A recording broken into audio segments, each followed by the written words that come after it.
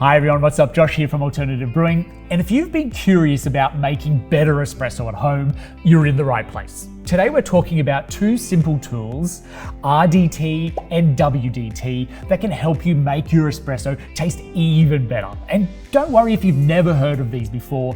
By the end of this video, you'll see just how easy they are to use. So let's get into it.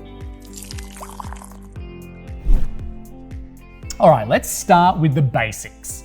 RDT stands for Ross Droplet Technique, and WDT is for the Weiss Distribution Technique. I hope I said that correctly. They do sound a bit fancy, right? Well, don't worry because they're not as complicated as they sound. These tools are all about improving your grinds before they hit the espresso machine. RDT, this technique helps to reduce static that's created when grinding out your beans. This static leads to mess and clumping in your coffee grounds, which can cause uneven extraction and make your espresso taste, well, weird. So RDT involves spraying a tiny bit of water on the coffee beans before grinding. Whereas WDT, this one's for your dose after it's been ground. WDT uses a small whisk or needle-like tool to stir and break up clumps, whilst also ensuring an even distribution of density in those coffee grounds in the basket prior to tamping. Now, both of these tricks help make sure that you get more even, consistent espresso shots. And let's be real here, it will also lead to better tasting coffee. Let's take a further look at the RDT. You don't need anything expensive for this, just a spray bottle and your dose of coffee beans. And the goal here is to lightly mist the beans with a few drops of water before you grind them. This helps reduce static, which can cause clumps in the grinds. Now, I know what you're thinking. Wait, water in your coffee grinder? Well, honestly, don't worry. We're only using a tiny amount here. It's just enough to reduce the static and it is safe for your grinder. Think of it like a gentle mist, which is enough to just make the grinding smoother. So here's the process. Take your beans and mist them lightly with a few spritzes of water. Just enough to moisten the beans slightly, we're not soaking them here. Then drop them into your grinder's hopper and grind away. And the difference with RDTing and no RDT can be startling. You'll notice that the grounds come out smoother with fewer clumps and there's no mess created around the shoot. This is going to give you more even extractions when you brew your espresso. Then with your coffee ground, next up we've got the WDT.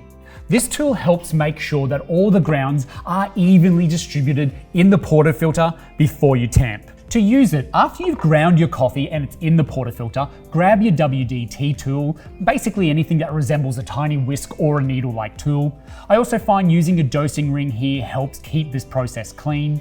Gently stir the coffee grounds in the portafilter in a circular motion, making sure also to stir from the bottom up and then breaking any clumps to spread these out evenly. This step is key in getting a nice even extraction. It only takes a few seconds, and once you've given it a little swirl, you can finish the surface off with a sleight of hand, then give the portafilter one bump to settle the grounds, and then you're all set for your next step of tamping. Now, you could be thinking, why go through all this effort? Well, when your coffee grounds are unevenly distributed or clumped up in your basket, you get an uneven extraction through the espresso machine. And this means that some parts of your coffee in the basket might be over-extracted, which will present bitter flavors in the cup, whilst other parts might be under-extracted, presenting sour flavors in the cup. And the goal here is to avoid both of those and get a balanced espresso shot.